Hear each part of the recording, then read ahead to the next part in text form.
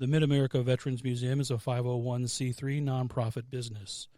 The museum would not exist without the donations of our generous community. Your donations ensure the museum continues to share and preserve the stories of our veterans. Would you like to be part of something special? To donate, visit mavm.org and click on Donate.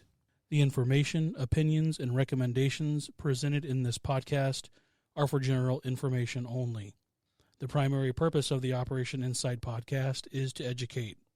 The views, information, or opinions expressed on the Operation Insight podcast are solely the views of the individuals or guests involved and by no means represent absolute facts. Operation Insight does not accept responsibility for their views or comments. The Operation Insight podcast may at times cover sensitive topics, including but not limited to suicide, abuse, violence, severe mental illness, sex, drugs, and alcohol addiction. You are advised to refrain from watching or listening to the Operation Insight podcast if you are likely to be offended or adversely impacted by any of these topics.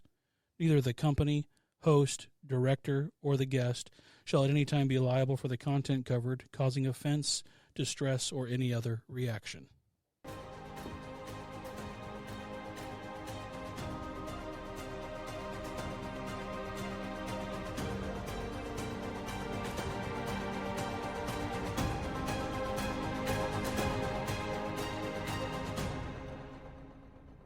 Welcome to the Operation Insight podcast from the Mid-America Veterans Museum with your host, Jason Galvin, and co-host, Sergeant Ethan Gross. Hey, welcome back, family. You don't know this, but this is take two. Our guest tonight is Dustin Row, and Jason and I had the privilege of interviewing him a few months ago, and I'll give you some of the how the sausage is made here. Something had gone wrong with his audio. And it was kind of devastating because it was a really good interview, and Dustin presents himself very well, and he was so generous with the stories that he shared. But we're going to capture the lightning again tonight. Absolutely. New location. New location. Tell us where we're at, though. We are at Event Ops Worldwide headquarters in Columbia, Illinois. Columbia, Illinois. Nice. Yeah. Home of the Eagles. I made 1 hour jaunt. Now you guys have made 1 hour jaunt. Now we're even. Yeah. We're making Missouri and Illinois sausage. That's right. Is that what you said? Sausage? Yeah. That's right. So like I said, our guest is Dustin Row. I'm going to give you full disclosure here. I know Dustin. I know Dustin's family. His brother Sam, he and I lifeguarded together. His brother Luke was in my brother Trevor's class, and his brother Sean was on the football team with me. One of the best football teams that Columbia High School's ever seen, actually. The best. Hey, I'll take farther it. than anybody else. I'll take it. 2007. Mm-hmm. That was a good year. It was fun. A few things that are different from when we last interviewed Dustin. I've gotten time to think about how we interviewed him. I've gotten time to kind of reflect on the questions we asked, and something that I think is a philosophy of yours actually is take it and run with it. Yeah. And so as frustrating as it was that our first interview didn't turn out the way it should have in terms of the recording and the sound quality, I take this as another opportunity to get to know you better and hang out. So I'm appreciative of that opportunity. And I agree, and I think, Dustin, you would say, too, with the charity business that you're in, this Songs for Soldiers, things don't always go right. Ever. Yeah. And so you're used to overcoming obstacles. So we appreciate your flexibility. Yeah, I always say to people, or I say to my kids, it's so funny because we just had to talk about this. My twins are almost 15, and my youngest daughter is 9. And I was just telling, they came to a really huge event that I produced. This is not Songs for Soldiers. I do large event production for a living, right? And so the twins are old enough to start being at these things, and they came to this really first-class event, big one. Probably the one that puts almost as much pressure on me as anything. And they saw it, and you're shaking and dancing at these events, and you are adapting constantly, right? And they were just like, "Wow, dude, you're like, cool, chill." Yeah. How come you get so pissed at home whenever our shoes aren't off? I was like, guys, that's the key. I go, we're family in our house. I go, Ava, what about you? You know, you go out there and all I hear is good things about you at your job and school. And same for you, Charlie. Good attitude, all these things. Yeah. You come home and you're kind of mean to me. Like, this is our safe space. This is what families are for. You dump it out here. Exactly. And you don't talk a little bit because you're worn out from the day. But I always tell the kids, I go, I don't believe the word patience is an actual word. I don't think it's a thing. I think you would agree. I mean, you've obviously been through some stuff in your life as well, but it's about your reaction. Yep, exactly. I go, everything you're feeling right now, boy, I'm feeling times 10. It's just how you react. You know what I mean? Yeah. I'll never forget saying to my almost 80-year-old grandpa, Korean War veteran, when I was like 24. I was like, how do I be like you, man? Like, how do I have this? He's like, you can't be. I go, well, why not? I want to be. He's like, you're not 80. I have 80 years of like failing to realize that what you're mad about right now just doesn't matter much. So I think it's also, I kind of went off on a tangent. I think it's also a matter of can you compartmentalize things? Right. Yeah. And I think, handling the big stuff is key. I go, but Yeah. there's nothing wrong with the dad getting mad about the shoes not being taken off the door. Sure. Pick them up. Yep. Anyways. Well, sorry. another thing I was going to mention, I didn't give these people the credit that's due to them last time, so now I'm able to. Great. See, we're learning. That's right. Yeah. We're learning and we're adapting. So, full disclosure, to prepare for this interview with Dustin, I listened to 2 podcasts in particular, and we also have connections with these people. That's why I wanted to mention and give them a shout out. It takes a village. So, listen to From the Nest with TJ and Colin Warenberg, as you know, son of Coach John Coach Warenberg. John. You've been on there 3 times. Yeah. They really like you. They do. I think Maybe a little I too may have been a much. little intoxicated a couple of those times. Oh, well. Got some liquid courage every time. No. Oh, okay. Say dumber things. Okay, gotcha. Just loosen up a little bit. Yeah. And the other one, I don't think you know this, Live and Learn with Lauren. Oh, Elwell. yeah. And Tim. I believe husband. Tim was on that. I think he did a podcast, maybe. co-host once or twice. with Okay. her. Okay. But anyway, I don't think you knew this. Her mother and stepfather, Jerry and Jill, are my backyard neighbors Really? Yeah. Here in Columbia? here in Like Columbia, up there in the Pines. Yeah. Yep. So anyway, weird connections. It's Columbia. It's a small town. Everybody knows everybody else. She's a good interviewer. She was fantastic. Yeah. You guys were outside the Sunset Overlook. Oh my gosh, that one. Yeah. Yeah. Okay. So that one was with her, and then I have done the. Gosh darn it! It's about local things. Something that was through KC, I think. Oh, okay. But Live and Learn was her thing. She did for a couple years. Exactly. Yeah. Yeah. Great family. Totally. Both the Warenbergs. I know them as the Bowers. But Sure. Well, anyway, so I just want to give them credit. Listen to their podcast. Listen to your episodes. They did a phenomenal job. Very different. Yeah. Yeah. From the Nest and Live and Learn are very different podcasts, but well worth listening Yeah. to. So I say that to say this, I don't want to remake the wheel. Sure. So for our listeners out there, if you want to learn even more about Dustin, check out those podcasts. He does a great job presenting himself, and they get into sort of different things than what Jason and I are going to get into. Sure. We'd like to think we get into the minutia of things. We'll see if that happens or not. Pretty sure me and Learn went a little hippie. You guys did. Yeah. Okay. Yeah. I can confirm. It was fun to listen to, Yeah, though. it's good stuff. So another thing about Dustin that's really special and really makes him a standout individual for the community is that he's the founder of Songs for Soldiers. This is going to be the 12th year of that benefit concert. Takes place September 5th and 6th. The Friday night is the country night. I think that's kind of the informal Pretty name. much what we do. Yeah. Yeah. And then Saturday night's kind of the, I don't know if you want to call it headliner act, but No, both. Both. I mean, it just depends who's out there, who's available. Yeah. But there's something about throwing country on a Friday that just creates more beer sales. yeah. That's I it. bet, especially in Southern Illinois Yep. and the Metro East. All the country songs are written about that. You get off work on Friday and go drink beer somewhere, Absolutely. especially in a park or in a truck. Like, and we had all that stuff going on out there. So, So I will ask a few things that are similar, if not the same, as last time. But I also want to try my best to be more precise with your interview because there's so much that we could talk about, but I want to be respectful of your time. Tell me about the premonitions you had. There's 3 by my count, but the premonitions that you've had that led you to think, I'm going to join the military at some point in my life. yeah, my very, very first one was the Gulf War in 90, 91 time frames. And I want to say that happened early spring, early 91, but it was a Friday night, and I was at my grandparents' because that's where I went every Friday. And they had the TV that was on the cart that rolled, if Sure. you remember Yeah. that, where you would put it in different rooms or whatever. And sometimes they had the tinfoil antennas, whatever. So, but I just remember specifically being affected by it. First war on TV in a long time. Or first Yeah, conflict, in a long time. And that's, I think, I just remember, gosh, I was only 7, but it was just profound to me. And I wasn't necessarily, I was obviously as a kid intrigued by the video of the Tomahawk missiles and, flying off the ships in the Gulf into the ground offensive and all that stuff. But I was also pretty intrigued by the amount of refugees pouring out of the country into Kuwait. And Saudi Arabia. No, it would have been Saudi Arabia. So I don't know. I just remember, maybe at the time I didn't realize it was profound, but since then it stuck with me. So I would say it was profound, right? Yeah. And just watching it with my grandpa and just kind of had this feeling that maybe I'd be in the Army someday. Yeah. And then I also had another major premonition from the movie Forrest Gump. Sure.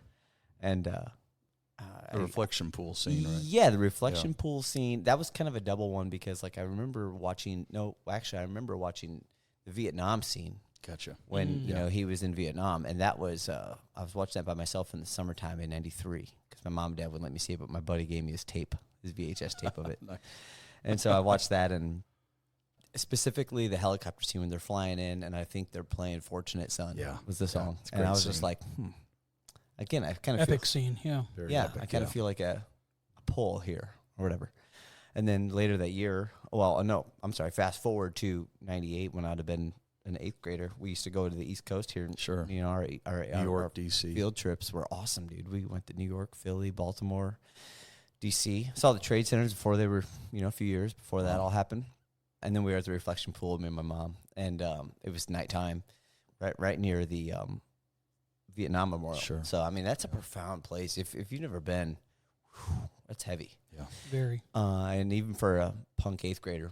And I just remember the reflection pool and thinking about, that scene, right? And Jenny runs out there. I know it was all green screen, but either way, it's a big deal to me. And then I remember asking my mom as we were getting on the bus that night to go back to the hotel, what would you ever do if I had to go to a war? She's like, it'd be terrible. She says something along those lines. I remember specifically. But then then high school rolled around, man, and sure enough, just like you don't see this as much anymore, but there's Army recruiters, Marine recruiters. They were in the cafeteria. You're eating your lunch, and they'd come up and BS with you, and his name was Sergeant Jennings, and I was just like, I'm doing it. And I was only a junior in high school, and so finished out that year, and then in June, I did it. I turned 17 in May. So in June, I think it was like June 17th or something like that, June 14th, something like that, I joined and did the delayed entry program. Sure.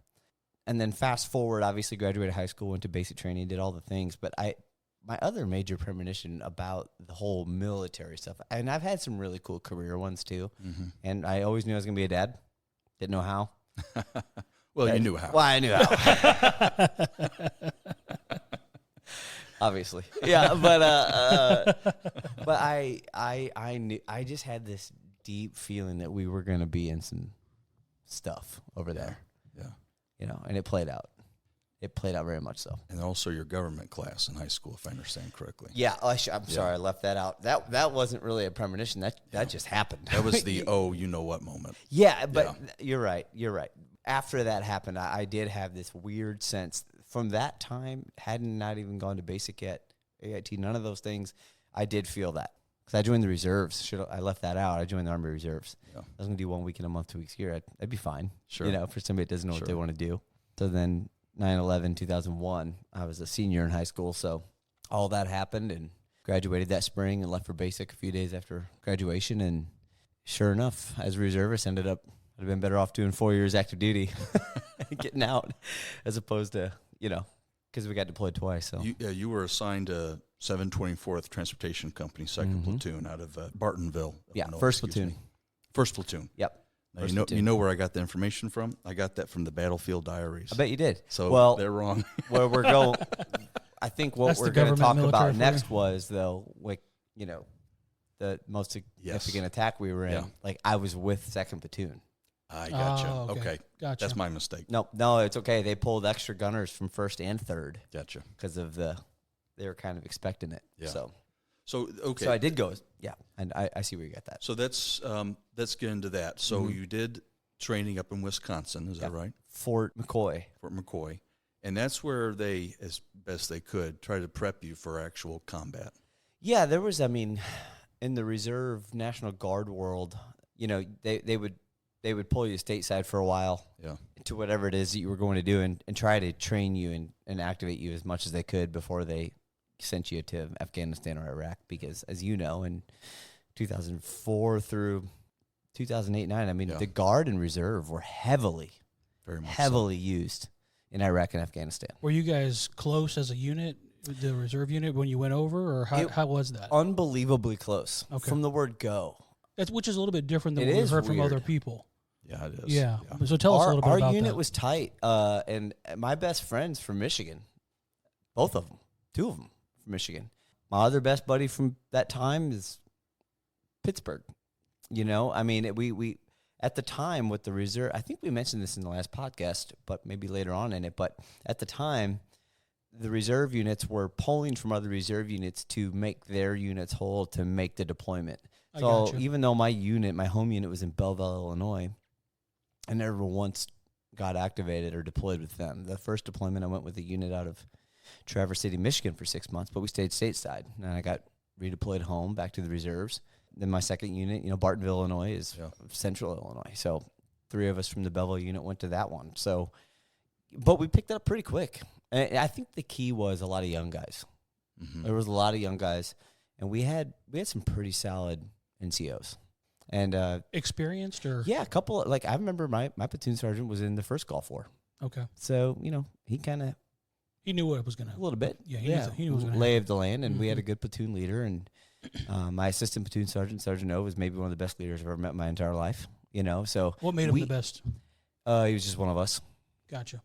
And he got his ass shot out of a Humvee about 40 feet into the desert. Wow.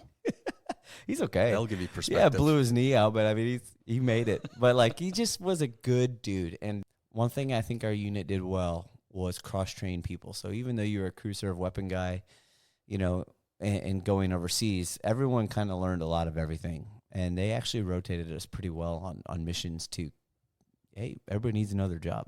Yeah. You need to know my job.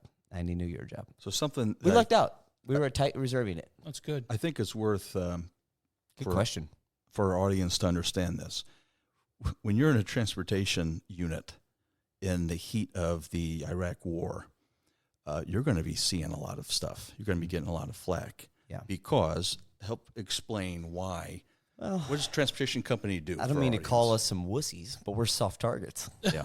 You know, very soft targets. Yeah. So, you know, our job in Iraq, you know, we were fuel truck drivers, flatbed truck drivers, whatever you needed, you know, truck drivers. And then at the time, they were relying heavily as well on civilian contractors. So when we were going the second deployment, we actually pretty much just reclassed and retrained to be convoy security.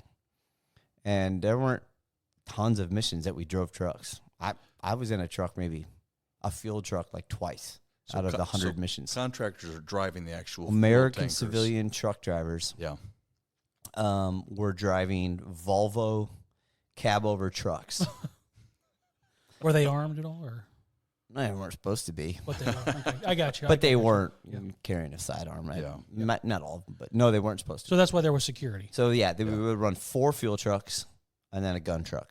Gun truck could consist of, you know, 240 Bravo, M60 at the time. We even had some M60s in our old reserve unit.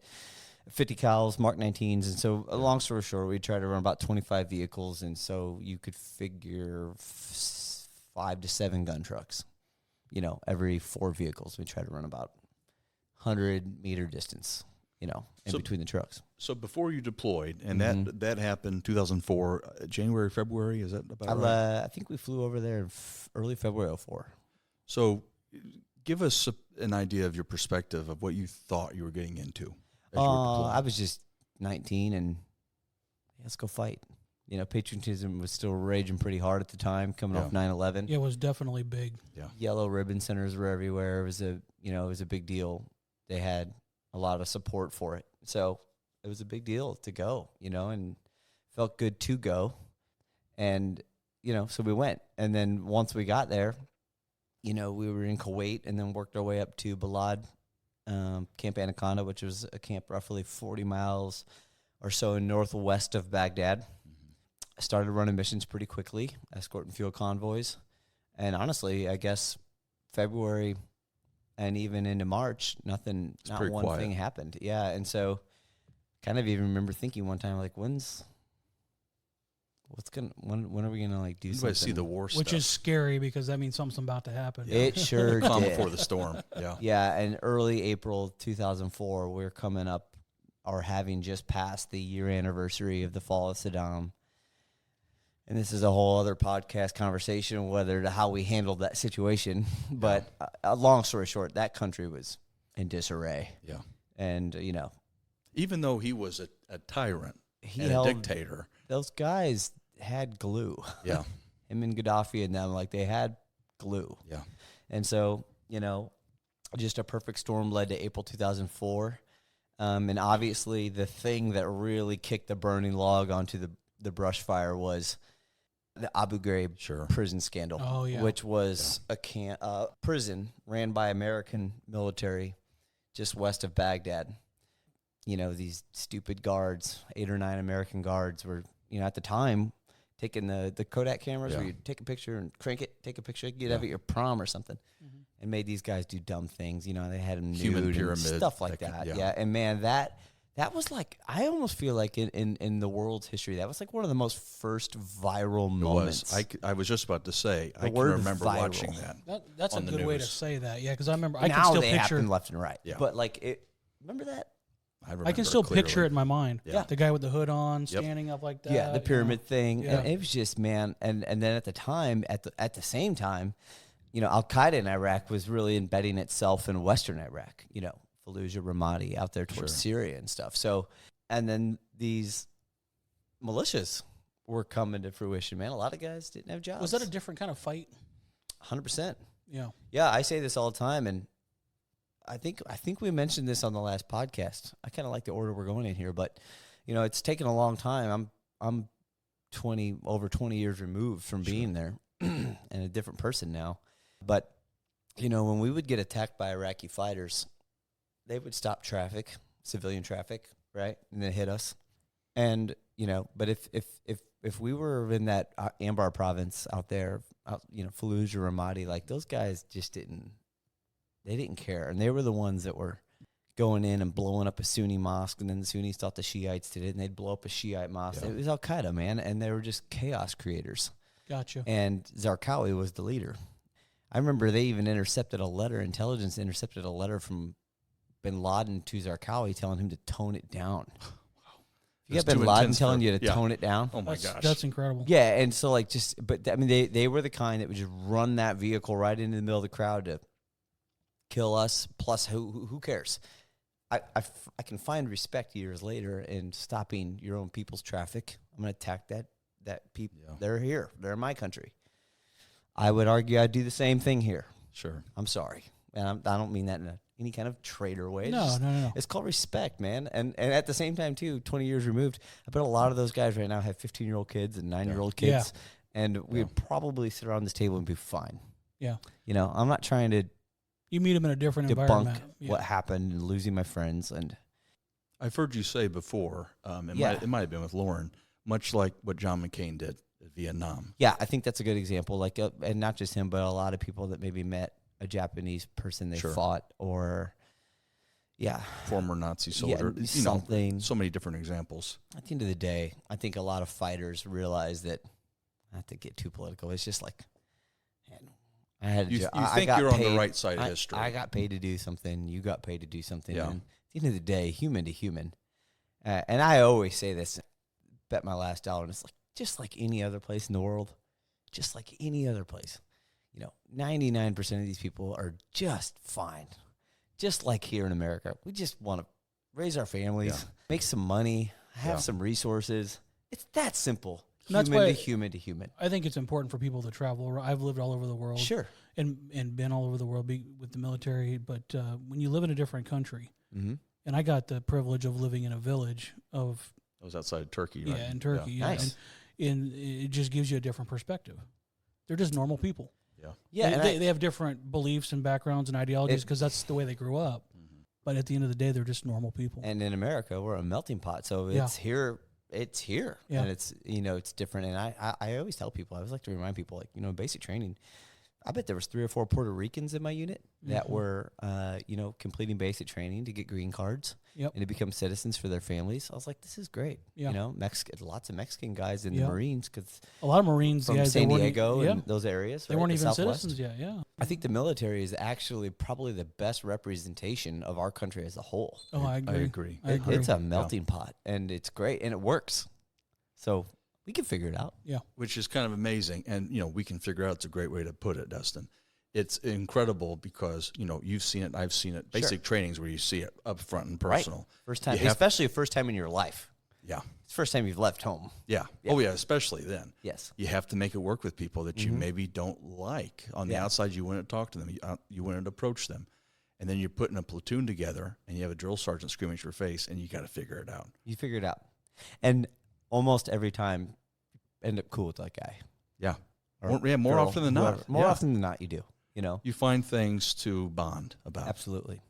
Yeah. So I always like to tell people that. And I think it's funny that it seems like people that have been through the worst stuff have that perspective more than people that haven't. Does that make sense? It makes perfect sense. It's about relativism, I think. Once you've been through the worst, my gosh, I'm talking to somebody who's a war hero here, someone who went through hell and back. Once you've gone through the worst of the worst, and there's different levels and layers of worst, but from your perspective, once you've gone through what can be the worst thing in your life, everything else feels like easy peasy. Like, I can get through this. Yeah. I can make this business partnership work. I can make this strain and this relationship work. I can make these things work because I made that thing that was really, really bad work. I have a certain time of day that hits, and it can hit twice based off the numbers. I have those number signs, right? Here we go. Back to the Learn podcast. But and it's always, no matter what I'm doing, I could be in the middle of producing a big event. I could be in the middle of a meeting. And it's always my reminder to think about the 3 guys we lost. Yeah. Acknowledge them. And I've learned over time, it doesn't have to be a real profound moment. This happens all the time, every week. Just a quick 20 seconds, like, I'm so sorry you guys aren't here. I'm grateful I am, but just know I'm just thinking about you right now. Put in perspective. No matter what I'm doing, I will shut it down for 20, 30 seconds and then get right back into what I'm doing. Yeah. I think that's my thing. Yeah. But and everybody has it in different forms. Well, that's a perfect segue to what I wanted to ask next. I got a quote here from you. That 1 year in Iraq has shaped every single thing I do for the positive. Mm-hmm. So, first month or two, it's quiet. You're kind of wondering, when does the other shoe fall? Tell us about when that happened. Well, like we alluded to earlier, the Abu Ghraib prison scandal is really what set it off, but there was a multitude of things going on in the country. ISIS, at the time it wasn't even called ISIS. Al-Qaeda in Iraq was, kind of embedding themselves in the western part of the country. You had a bunch of Shiite militias coming to fruition. You had a bunch of Sunni militias coming to fruition. And so it was just a melting pot, and it was a time bomb, and so April 6th, we went on a mission. We were coming from western Iraq. We took this northern route back to our camp and took our first, if I remember correctly, it was like just a couple RPG hits and some small arm fire. Sure. But I do remember it was the first time somebody from our unit killed somebody, and it was my buddy Russell, and it shook him up a little bit, Yeah. And I fired my weapon like 4 times because I was just driving through it, trying to get through it. Like four shots. I wasn't even... shit, Yeah. We're getting shot at, but I was driving, and my buddy was on 50 cal above me. But I remember being profound, like for Russell. He took a life. Yeah, for sure. And it was very confirmed from another civilian truck driver. That was April 6th. So it was a big deal when we got back on camp, right? Yeah. We had to go to all these top brass guys and explain what happened and all this stuff. And so, Isn't it crazy how that kind of stuff, you're being fired upon and you need to explain yourself? Yeah. And then it wasn't, I didn't get that sense that I had to explain myself. It was just like, how do we learn from it? I think they just really wanted to know how it happened to try to offset any potential future danger of this happening. Did they have to document it for? Yeah, I mean, we did, I guess. Yeah. I think so. That might be something. Yeah, you always pop the, AARs out there afterwards. But and then April 8th, I should say, I got asked to go, me and the guy that I was in the April 6th attack with, I was driving, he was on a 50 cal, got asked to go with 2nd Platoon because we had to make an emergency fuel run down to Bayap, which is Baghdad International Airport. At that point, a lot of mechanized infantry and mobile infantry was now starting to have to take back neighborhoods and control of areas. Like it had hit the fan pretty quick in 48 hours. So they needed fuel bad down in Bayap, and our huge former Iraqi airbase had a massive fuel farm, which is why we were where we were. And so we had to get down there, 50-minute drive, right? So they pulled me and 2 other guys from 1st Platoon. They pulled 2 other guys for sure, maybe 4 from 3rd Platoon. And we just did this thing the night before, and they're like, yo, we're kind of expecting contact tomorrow, but we got to get down there. Mm-hmm. It's like, bummer. And then that was about the time that they had let us know that they had made the decision to, for the first time ever, take some of us, not me, but some of us, and put them in the civilian trucks. Ooh.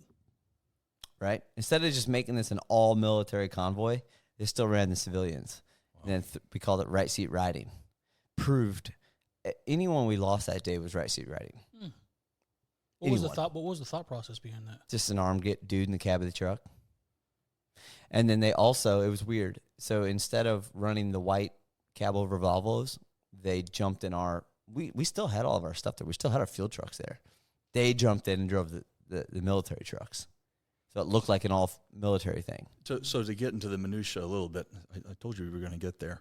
Those civilian trucks, those contractor trucks, if I'm understanding correctly, they're not armed. Well, this day we drove military 915s. The truck drivers, the American civilian truck drivers, drove the 915s. But they were marked different, or their trucks versus your trucks? Yeah, their trucks were like white Volvo cabovers, like that you would see like in a commercial environment. There's a lot of cabovers in Europe and Asia, as opposed to our big rigs here. Gotcha. And that's what I was going to say. So typically, the Geneva Convention of War is you're not supposed to be shooting at someone who's unarmed and a civilian or a contractor. It's supposed to be peer-to-peer. Right. And so if they were fighting the way that they should be, which Al-Qaeda mostly never did, but if they were, they wouldn't be firing upon those civilian trucks. But they did. They did anyway. Yeah, of course. Yeah, and the Iraqis. But in this particular instance, we used our field trucks. So now it's for the first time ever. Just go for it for them in their minds. Yeah, I don't even think insurgents knew that there were civilian truck drivers. How would they? Yeah. They saw army trucks coming full of fuel. It's Americans. Shoot. Yeah. And it wouldn't stop them because they're still Americans driving those trucks. You know what I'm saying? And so, so that I just remember the feeling from that, the very first briefing. Sure. To not sleeping good that night, to breakfast just not really being good the next day. Yeah. Then they were like, grab 400 or 500 extra rounds. I was like, ugh. And I think your battle buddy Church said the same thing. He didn't sleep the night before. No. And I can kind of go back through my diary. I could the big ones we were in, I owe it the night before. You knew it. Yeah, you just kind of know it's crazy. coming. It's weird. That's interesting. I'm not saying I have any kind of power or anything. It was just intuition. I don't know, human. It's that sixth sense. Were any of the civilian truck drivers experienced in military warfare? I want to say some of those dudes were veterans. Okay. But I'm not sure they were like military veteran truck driver experienced. Truck drivers. But not like war zone experience or anything like that. No. Just okay. Yeah, and the ones that have been there for a long time, like I said at the beginning, it was pretty quiet. Yeah. So none of us had experience. Were they on a rotation like the military was, or were they there for 3 years? I can't remember what. I know that's a little bit minutiae. No, it's okay. I remember this. They made way more money than us. I was going to say that was the draw for them. I was you guys were making $25,000 a year. Yeah, I was going to say. I think as an E4 specialist for my 13 months over there, I was probably racking in $30,000. Yeah. But they used to love that that term tax-free. Yep, Yeah. tax-free. Thanks. Yeah. You know? And you got hazard pay. The truck drivers are making $30,000 a month. Yeah. Those guys are making their first. I remember their first year was like 95. Wow. Second year went well over 6 figures. Wow. And then like the electricians and like those guys, which was kind of funny because they were always on bases. Yeah. Like made more than that. That's a whole nother podcast. Yeah, I was just interested to know if who you were riding with. Yeah. had No, any these guys experience. were American truck drivers, and Okay. they were rough. Yeah. Yeah, their names were like Devil Dog, and Randy's Rampage, like all these guys. They're all like Texas dudes, But yeah, If I understand correctly, you were supposed to first go to Southgate of Biop. yeah. That got there's changed. 2 ways to get to Baghdad International Airport from Yeah. where we're coming from, and there's pretty much like a north and south gate, actually. So you can once you get into Baghdad, and funny enough, the Abu Ghraib suburb, which is where the prison that we had referenced earlier, you can stay central, kind of go more towards the center of Baghdad, hang a right, and come in what would have been the north gate, Gotcha. Route Irish. And that was typically the civilian kind of entry. Oof, Route Irish. I was never mad about not going down Route Irish. Yeah. That road was Scary. Well, yeah, diplomats, like, dude, that was a hell. That was not a good road. Yeah. But then you could take Route Sword, which cut through the western suburb area of Baghdad, and that would take you out to Tampa, Route 1, and then into the South Gate. And so, yeah, always one of 2 ways to go. We were supposed to go Route Sword, Sure. the route we went. Yeah. But then at the time, there had been pretty good, there had been attacks there previously in the last 12 hours. Yeah. And the cavalry units based out of Biop were fighting pretty hard in those that suburb. It was getting pretty hairy down there. Yeah, so so to speak. So CENTCOM emailed our convoy commander. What was those called? Something Star Systems, Navistar or something. We had a little like laptop looking thing that was in the convoy commanders had, and the assistant convoy commanders in the last vehicle. And the dude that emailed us to take Route Irish to go central, the north side, only CC'd himself on the email. Oh my God. That's kind of came out in the investigation. And through a lot of like Google searching, I found out that guy, I never have reached out to him, but like he was from St. Louis. Oh, Unbelievable. So we're not far from here. Total accident. Yeah. But It happens. fog of war. Exactly. and so we just we still rolled Route Sword because the email just didn't come through. That was that, right? And so and those routes were given color codes, if I understand correctly. yeah, there was four levels, I think. So green was, I think it was more like no enemy activity for like 48 hours. Amber was Be enemy cautious. activity within 24 hours on that route. Red was within the last 12 to 24 hours. And then black was just don't go. And they were black. Yeah. All of them. But fuel's fuel. Yeah. And you had to go. We had to roll. And so it was just, the whole way down there, man. Normally on a Friday, it was Good Friday. Normally on a Friday midday convoy, I mean, people were freaking everywhere. And we got into like the first bigger town next to Baghdad, Taji, and just nothing. I mean, just nobody out. It looked just like that movie Black Hawk Down because it was hot and hazy. It was bad. Good Friday. Things weren't looking like they were supposed to. No, Eerie man. And then feeling. when we got to the interchange to take Sword, we did. And we came off that Cloverleaf. Something I want to interject with, Dustin, and I don't mean to interrupt your story. No, but you're I fine. want to make sure the way you painted the picture for us last time was fantastic. So don't feel like you have to rush through this. Sure. But I also understand, because you mentioned this last time, so I hope you don't mind me saying it, the amount of things you actually clearly remember is limited. And it's limited for a lot of those guys. Mm-hmm. So anyway, I say that to say, don't feel obligated to give us the documentary version. Don't worry about it. There's only one way to answer this. And the other thing I wanted to say, because I want the audience to understand how much of a storm this was. Some people might say, well, just turn around. When you get that weird feeling, just turn around. You can't turn around this highway. No. I mean, you would have really effed up some of those trucks, if I understand Well, correctly. there was nowhere to turn around. Yeah. Yeah, you couldn't do it. It was like a 4-lane each way interstate, just like 270. Sure. And it was heavy civilian population on each side. We didn't know those roads. We were convoys. Yeah. We weren't patrols. Patrols are the ones that knew all of those roads. We're convoys. We're going from point A to point B. So, yeah, there's no turning around. We should have stopped. Sure. Because the first thing that I saw that I knew, whoa, now we're for sure into some problems here. When we were on the Cloverleaf taking Route Sword, the first thing I saw was an M1 Abram and, like, the dude standing out the hatch like, what in the hell are you guys doing here? Wow. He knew something was wrong. Yeah, and I was like, uh-oh. But to your point of what you had said, yeah, I always like to tell people that this story's been on the military channel. This story's been on 60 Minutes. I've read everyone's official accounts. You know, I have my own accounts, but like me personally, what I remember is flashpoints. Yeah. And I can say that to be true for every single firefight I was in. Exactly. I just love reactionary thing. And for any soldier. I think so. And I also think, and so it's kind of something I used to feel guilty about and not necessarily remembering minute details, is that's probably just my very fortunate brain Protecting you. and I'm grateful for it. You know what I'm saying? So, but I can tell the story because I've heard it, and what I saw was what I saw. So, yeah, I saw that dude in the Abram. I was like, man, and it was not long after that that I was truck 8 out of 26. So. Then I heard on the radio small arms fire from the first truck. Mm-hmm. So we had our SINGARS radios. No, the convoy commander, assistant convoy commander, and I don't even know if we had SINGARS in there, but we also had just your normal Motorola. Sure. You know, and the civilian truck drivers had those as well.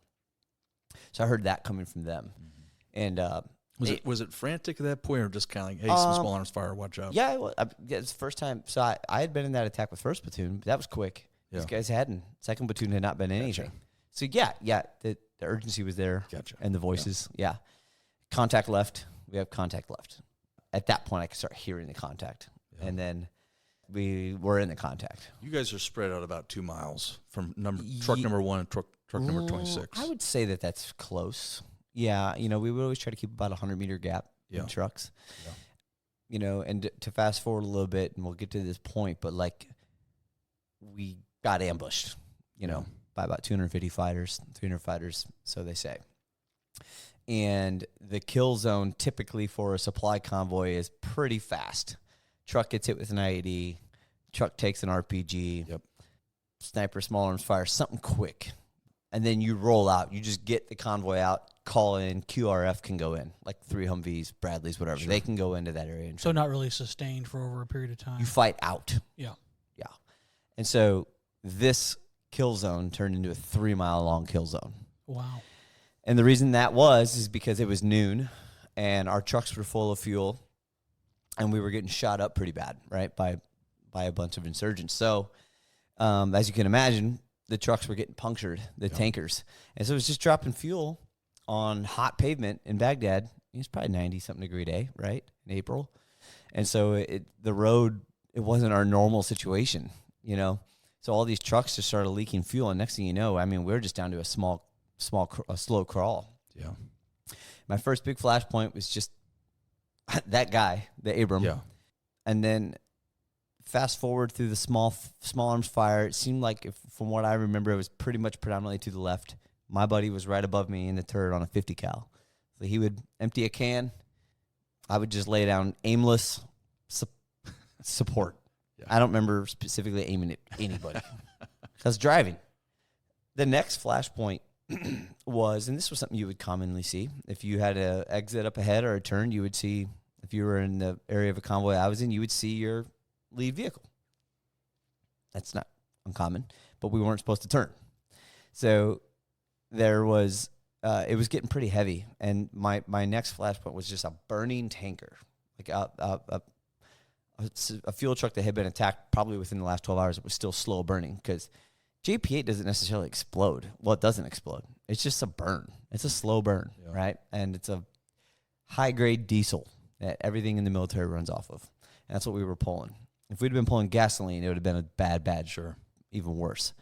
So the next flashpoint was this burning truck from a previous attack, and just getting through that. And I can remember feeling the hot smoke and the grossness and the heat from the fire.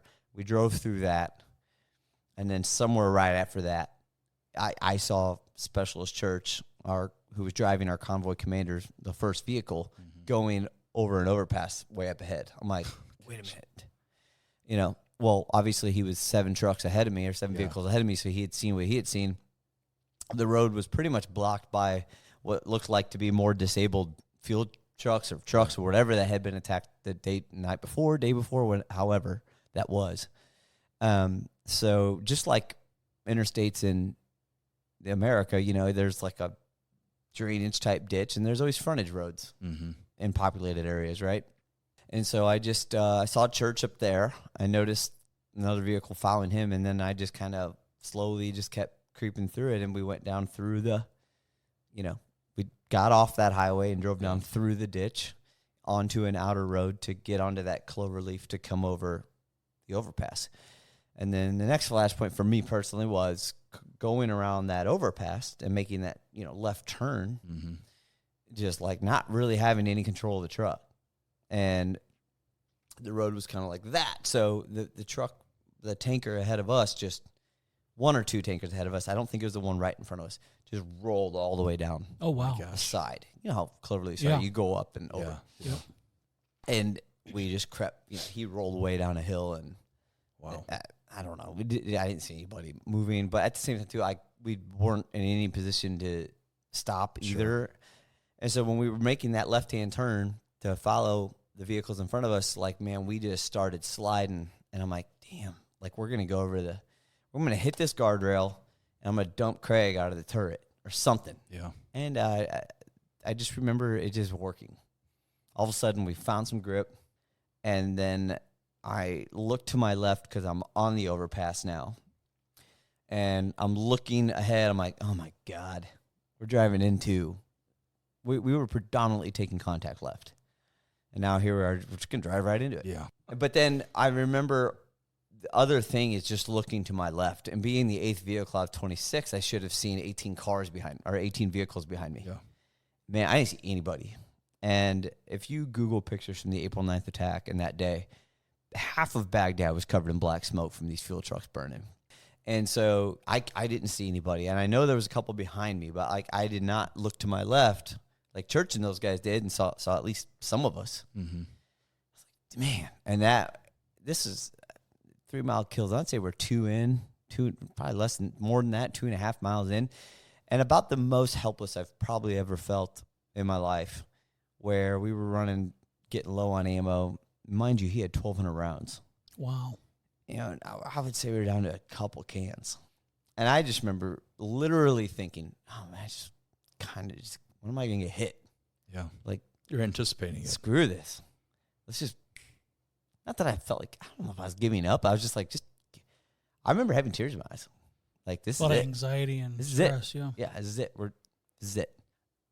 And I don't know the time difference between that feeling and this next one. It seems like a blink of an eye, but through all the shit, like through the neighborhood, like way down, like it felt like 10 blocks. It was probably 3. I saw some tanks, American tanks. Yeah. And that's what we did. We just drove right into it. And as we got through the bad part, there were some tanks like here, and then there was more tanks down the road. The lead convoy commander vehicle, Specialist Church, and Lieutenant Brown, Church hung a quick left, and then they waved us through, like to the other guys down the road. And when I looked to my left, I saw Church pulling something out of his, it was LT, because he had been knocked out almost immediately when the attack happened from an IED. Lost his eye. He was, I think Church thought he was dead. He's alive. He's still alive today. Lost his eye. His Kevlar essentially just smashed into his skull, if I understand correctly. Yeah, pretty much. Yeah, and he lost his right eye. Wow. And so that was that. And then they waved us through into like an overhang. And it was an old milk factory or something like what a strange place to find refuge. Where trucks would be, where you would park trucks under or whatever. And so we all parked out on the road, and then we were dismantling, getting out of our trucks. That's when everybody was getting out limping and bloodied and hurt. And I'm like, oh my God. So we obviously the guys that were hit, and we tried to help out. Yeah. And then the Bradleys came up, and the ones that were wounded, they threw them in the Bradleys, and we just stayed there because this was the semi-secured area that the cavalry had achieved, that they had secured. And so it was just like a quick bang, bang moment, and we got the wounded guys out of there. And nobody was wounded mortally right there. LT was, but Church turned immediately up there. We did not see that. The last 6 of us trucks that made it through, fortunately, just bad wounds, but not. 6 out of 26? Yeah, we were 6 out of 26 trucks to get through it. Wow. Craig and I were the only truck that didn't have dead or wounded. Wow. So that's when us guys started piecing together, where is everybody? Yeah. There's only 7 of us. Or I don't know what it was. Not a lot. Church, after getting LT some help, was telling the Cav guys, he's like, dude, our whole convoy's out there. Can we go, and they said no. It's just, dude, we can't. Yeah, too dangerous. He just went. He took him and the gunner went back in with their Humvee. Amazing. And just drove back along it under fire and just drove from burning truck to burning truck. And that's some valor right there, man. Yeah. Yeah. And incredible. Just loaded their Humvee up with the civilians, with our fellow soldiers, and eventually made all the way back to Sergeant Groff's, our assistant convoy commander, which is the last Humvee. Found him. They were dead in the water. Their vehicle finally couldn't move anymore. Yeah. They had 5 or 6 people. However many, I don't know. Wounded they were picking up people this way, and Church is you know what I mean? Meet in the middle kind of thing. And when Church went, though, the Cav did follow eventually. They came out, and they got guys into the armored vehicles. Good for them. They were packed. Good. Church stayed out longer and got a ride back the second time. And he's the first Army reservist to win the Silver Star. Yeah. I think it was since Vietnam. Wow. Probably so. Mm-hmm. That's what they gave him, was a Silver Star. Yeah, Silver Star. Wow. Yeah. And but when he was coming back in, one of our guys that we had, Private Goodrich, was picked up. But while they were in the Humvee together, a round came through one of the windows and killed Goodrich, went just above his plate. And so Church I've never seen a human soaked in blood. Wow. Like Church was. Yeah. It wasn't his. And Goodrich died right then and there. The other guy we lost, Sergeant Krause, was found.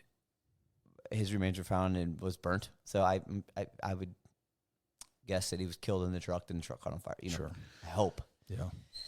And then unfortunately, we were still missing more guys. Sure. So Church and these guys come back to this dairy farm. It's like, what the hell? Yeah. Where have you guys been? And the church is covered in blood. I'm like, whoa. At this time, we're doing a rough, accountability as best you can. And so we don't know where Krause is. Don't know where Private Moffitt is. Don't know where Watson is. And we don't know where his driver. I'm drawing a blank, but where are they? Well, my other 2 buddies watching the dude from Pittsburgh, instead of turning where we went on that overpass, those dudes just found a way through and went straight.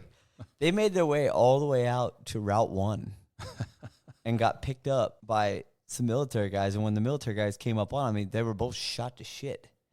Waddy got shot in the neck and the elbow. Wow. And his driver was, Colin. I've lost touch with this dude, but he was hurt bad.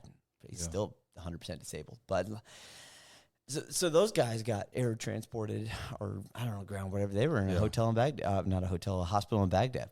Gotcha. This is Good Friday. But you didn't know that at the time. So No, you no, don't know what's happening. We don't to know. them. And then we really didn't know where some of these civilian guys were. Yeah.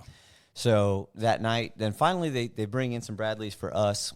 We jump on a quick Bradley ride and we go into buyout. But man, that ride in that Bradley they have videos in there so you can see what's outside. Mm-hmm. It's like, oh, this is not a good space. Got into Baghdad and to the airport, and they had a chaplain and everything, you know, coming up to us and what, and, you know, all that stuff. So we just got showers and, you know, left our trucks behind and all that stuff. And we didn't make it back to our unit till Easter night. Wow. They eventually put us on like a C-17 for like an 8-minute flight, and we got up to Anaconda. So our unit was back at the camp, just like they had no clue.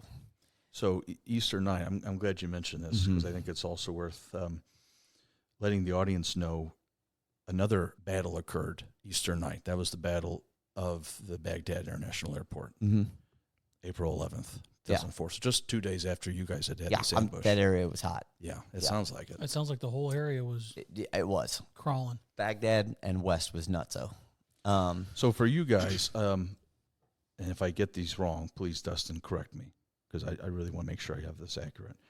There's 8 KIAs, 16 wounded, 1 missing. This is immediately after. Yeah. 1 missing, and then 2 captured, one of those being Maupin. And civilian truck driver Tommy Hamill. Yeah. So tell us, now that we have those stats, tell us the conclusion of those numbers. Right. So let's see. That in April, and it wasn't long after that, but we were back on mission, and then an Al Jazeera video came out of Matt being, you know, was captured. Yeah.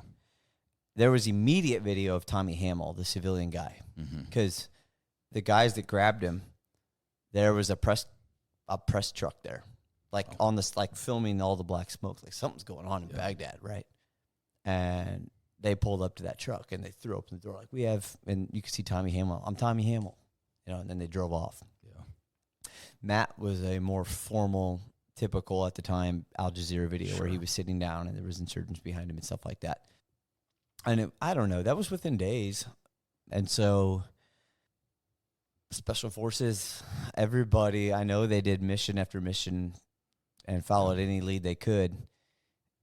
Unfortunately, fast forward to June, we were on mission, and we were at a base south of Baghdad, which was rare. We didn't go there much. And our platoon leader, Captain Henry, was walking out of that base's chow hall as we were walking in. Some of us guys grabbed some chow before we went back to Anaconda. And he's like, I'm going to warn you, there's a new Al Jazeera video, and that was, you know, purportedly Matt being executed. It was at nighttime, super grainy, super inconclusive footage, but... And you don't want to believe it in the You don't want to place. believe it. Yeah. I kind of believed it, though, from the word go. Matt was a broad-shouldered dude, kind of like you. Just looked like him. Big shoulders, you know. And so, I don't know. I didn't want it to be, but, you know, his remains weren't found until 2008, 3 years after we were home. Yeah.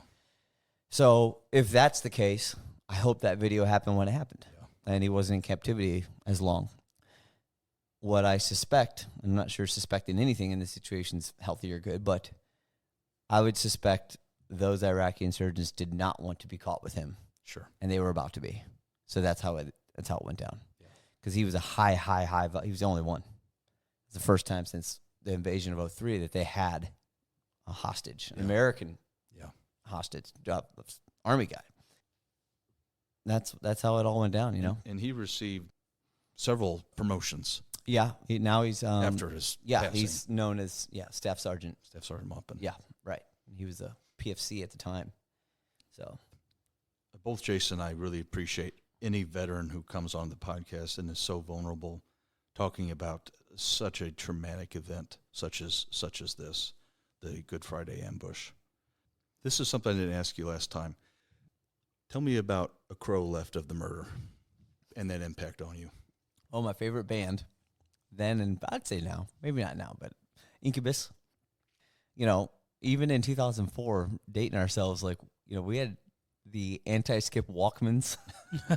The yellow ones? With the boost button. With the thing for that the you carried with you when you're running? The bass boost. Yeah. Yeah. And so, like, at the time, man, you know, I think guys now over there have sat phones and they got all this stuff. Like, we had phone cards. AT&T or MCI, Southwestern Bell phone cards, you know, USO phone cards, like, and there was like a wooden bank built that you would go hop on the payphone. And there was some computer tents to email. That was a really interesting album because it was like my favorite. Like I went from being just this like kid back home that played music and that like wanted to be a touring musician to like now I'm listening to like my favorite band and these songs like in a very real situation. Yeah. It was a good time though for your favorite band to drop an album. Was there a particular song on that album that really spoke to you during that time? Yeah, there's several. There was one, I can't think of the name of it, that just reminded me of my grandpa's back porch, but then there was another one, and for some reason when I listened to the parts of that song, I was like, cool, I'm home. I like Agoraphobia. Agoraphobia is awesome. Yeah. There's a song on there called Megalomaniac. Yeah, the first one on the album. Fitting. Yeah. I wasn't going to say it. I'll say it. Yeah, fitting. Southern Girl.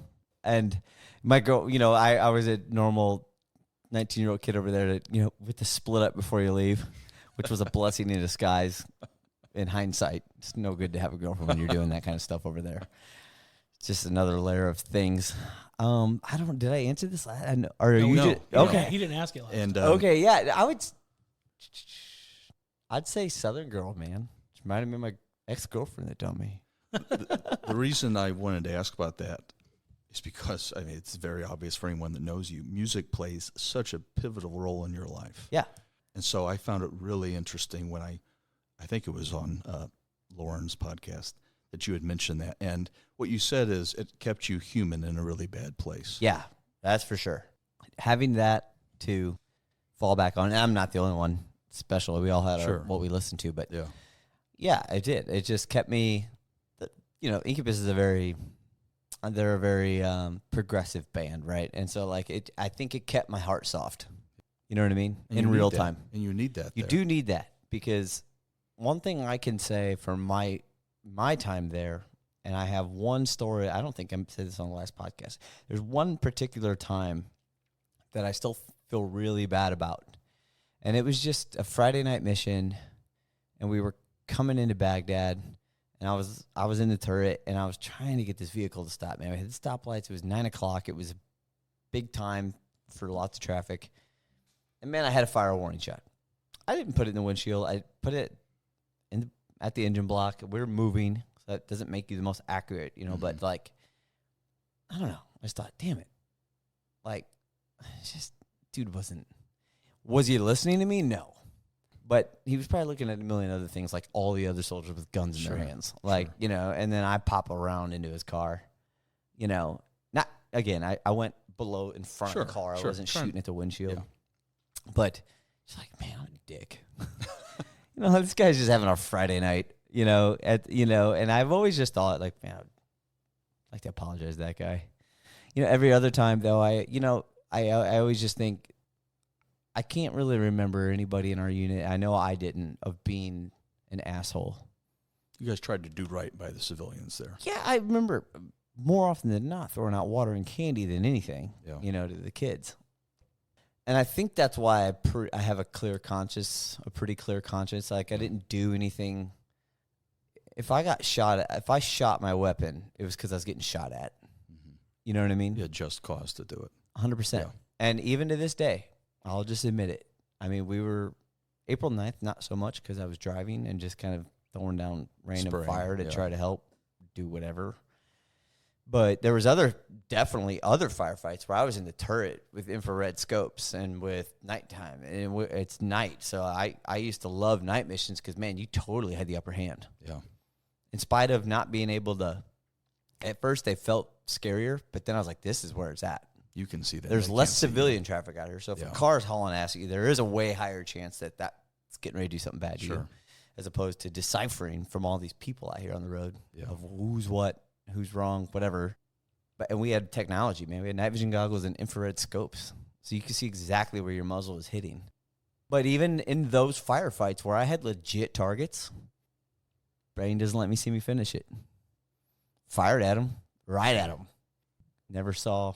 Moved on to the next thing brain, in your head. I know. The brain is a weird thing. It is. It goes into protection mode. I think so. In a lot of stressful events. Yeah. It does. in a lot of stressful I've had other events. crazy stuff happen post-war where, like, I had to react quickly. I'm like, what just happened? But you do it. You do it. And you car wrecks or whatever, Yeah. you know, but yeah. And I used to feel bad about that. But now I'm just like, no, it's a good thing. Hope it stays there. How do you separate the Dustin the warrior versus Dustin the civilian? That's a really tough I question. don't think I'm a warrior. I don't think I was or is. I just think I was a young kid and had to do what I had to do. I was not kicking down doors. I was not on raids. I wasn't jumping out of helicopters. When you came, I guess Straight defending myself. and maybe that was a bigger term than I'm looking for. How did you transition back to? How did you leave the battlefield into civilian life? Yeah, great parents and a good family. Something a lot of veterans don't have.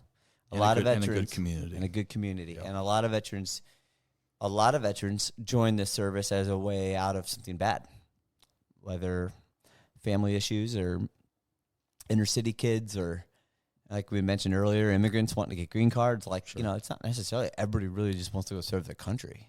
It's also a pretty good option if there's not other options. Yeah. And so I would argue a lot of our, you know, you were in, like, a lot of people that are in are coming from that background. So when I got home, I had great parents, you know, great little brothers, great family, great support. And I probably had 6 weeks worth of paid time where I could have just partied and had fun. And don't get me wrong, we got back in March right during spring break. So I think me and my Army buddies were in America for about 4 days, and then we flew to Mexico to hit spring break. But I remember after that trip, my dad's driveway, he's like, what are you going to do? I was like, I don't know. Not going back to college. I didn't like it in the first place. And dad's, you know, carpenter union guy, and didn't get me into the carpenters union initially. I went to jump into the laborers, then got into the carpenters union. And he told me that day in the driveway, he's like, dude, go work now. He wasn't mad at me. I wasn't necessarily doing anything wrong. It's like, I know you got plenty of paid time off. Don't fall in that rut. Yeah. I go, well, what do you mean? He's like, in the 80s, when the economy was dragging, and my dad's the most unlazy person you'll ever meet in your life. And he's like, you know, when I would get laid off for these 1, 2, 3 weeks at a time, like, you would get this weird place, like, okay, I called the union hall. It's all I need to do today. And, like, you get in this weird mindset. And he is not wrong about that. Mm-hmm. It is so easy to fall into a lazy mode or to fall into a not care mode. And he's like, just go to work, dude, and just make money double the next 6 weeks or whatever it is. Yeah. And I did. I got right into the carpenters union and went to work. And I think that was the most defining conversation I've ever had in my life. That's purpose, awesome. Right? Purpose. Yeah. Or just something. Something. And so now I'm home, and I turned 21 in May of 2005, and I got home in March of 2005. And so I think everybody assumed I was 21 because I was drinking in the bars for free. Got back from the war. Yeah, I mean, but I think they just, because I do remember actually kind of on my 21st birthday, some of the bar, like, oh, I was like, sorry. Oops, can't take that back. Yeah, but no, that was that conversation. I hope that helps with your question. And a lot of veterans don't have that. You know, what I hear a lot, the reason why I asked that question, what I hear a lot is, and it's not necessarily war specific or other out of the country or deployment specific, but the first day you take that uniform off, you're not part of that necessarily that unit or that group right now, sure. Right? Mm-hmm. You have your friends that you said you came back with or whatever, but I've heard that's tough. Was that tough for you, or was it easier for you than for most people? My time was, I think what happened, and I was all right. I can't say right then and there. I think maybe a little bit later on, and this by no means affected my life, but I think as, you know, we mentioned, and we'll probably here shortly be talking about Songs for Soldiers, like I don't think I realized how much I love being on a team until I created Songs for Soldiers. Wow. And came up with the idea. But no, I didn't have that. I missed the guys, missed gunning up, missed doing that for sure.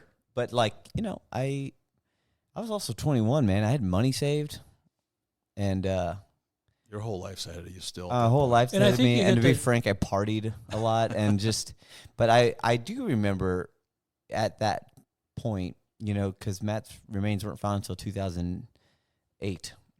I remember literally probably almost every single night, no matter what I did that day, like thinking about him. That's profound too. Shit, man, here I am.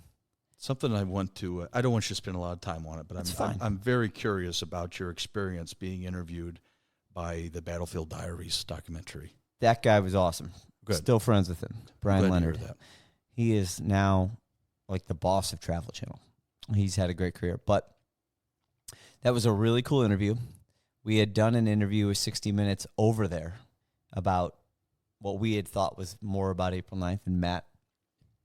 And then they turned it into pretty much, and this was one of the first reports about it, about PTSD and stuff. Interesting. And they interviewed this piece of shit that was with us in the attack, fellow soldier. And he was a piece of shit when he got there. He was a piece of shit after, and so that's another thing about veterans. Just because you're a veteran does not mean you're a good dude or person. That's with any human being. Any human being. Yeah, we all got our what's, but it was his moment to shine. it was like it was just not what we told. It was a fine interview, and it shined light on PTSD and stuff, but like it's not really what we were told we were doing. So saw that piece, I'm like, we were still over there when it aired. So we were all weary, That's what I would think. it. And I don't know what year. 2006, I think, is when they did that documentary. It was not long after we were home. I don't even think Matt's remains had been found. Yeah, actually, I know they hadn't. Yeah, and so we get a call, some of us survivors, to do this thing on the military channel, which was a series called Battlefield Diaries. And this is sponsored by your unit. Like the Army's approved of this. Is that? Mm-hmm. Yeah, you guys are in uniform. We didn't have to do it. It was still volunteer, but so I drove back up to Bartonville and did it. And they actually had the vehicle I was in. I hadn't seen it since forever. And while we were waiting to be interviewed, like me and Craig were just digging through, we found bullet fragments.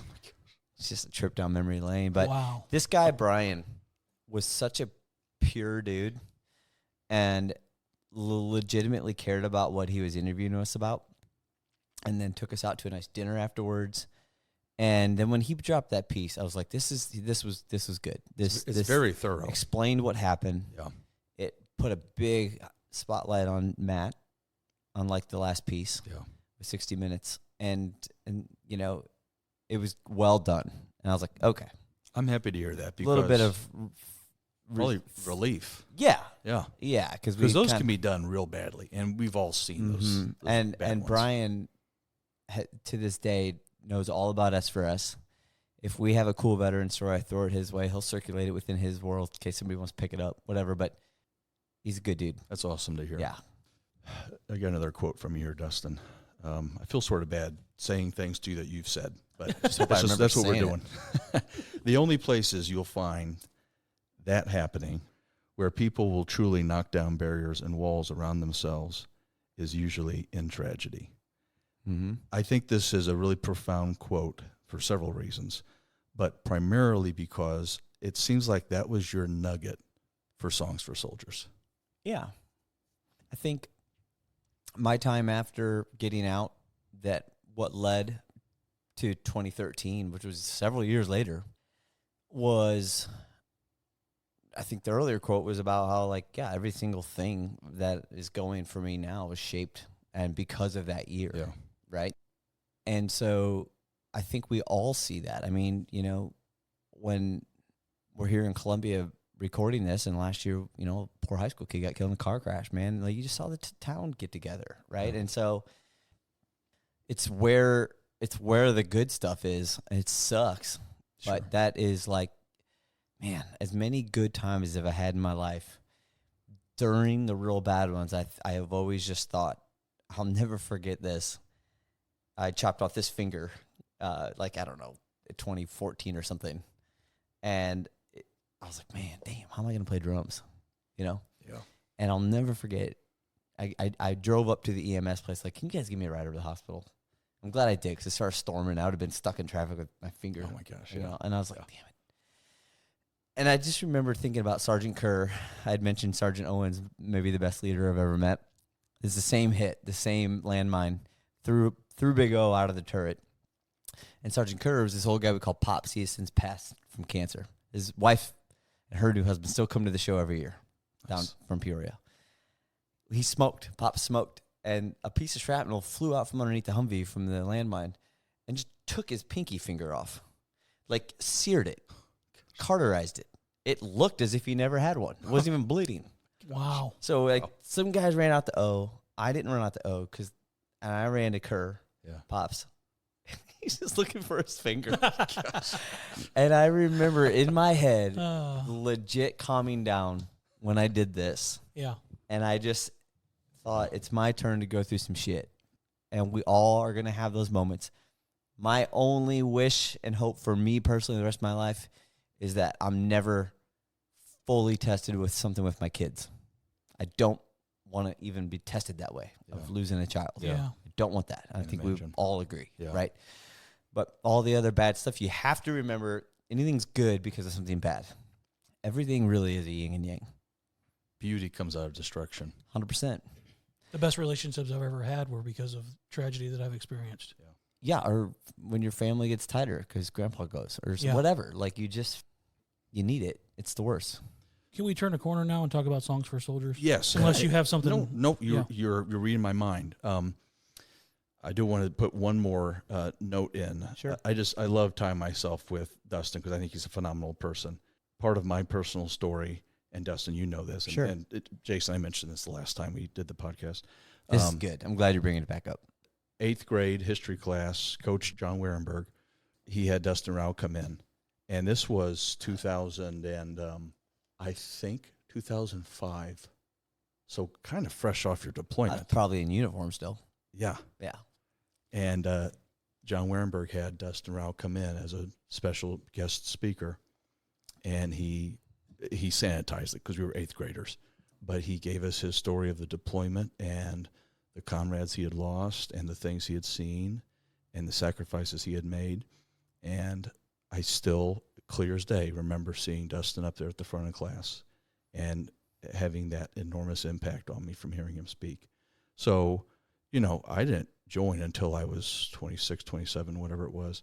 But that is 100%. You mentioned premonition moments. Mm-hmm. That's one of mine, for really? sure. Oh, yeah, 100%. That's awesome. 100%. That's why I think it's always important to know what you're doing and saying. Yes, it is. Yeah, because That's a good point. The way you presented that's a great point. You got to read the room, and I don't. If I get asked to speak to this day, I could care less if I get everyone to be like, "Whoa!" Like, there's probably somebody that whatever it is I'm saying is, I hope, yeah, and it's probably somebody that most of these kids don't hang out with, searching for something. Like, it's always know what you're doing. Know what you're saying with purpose too. Yeah, read the room. Yeah, Now, last connection, and I'll sure. finally just give it over to Dustin. It's but so summer after my freshman year of college, my cousin Eric Marlin had worked at the Public Works Department of Columbia, Illinois, and he had recommended, hey, it's an easy job. You make some bucks. You can just do a summer thing for 2 months, and that's totally fine. And so I got on at the Public Works Department. And I still remember seeing Dustin. Every single time I saw Dustin, he had a smile on his face. He was being positive. He was joking around, palling around with coworkers.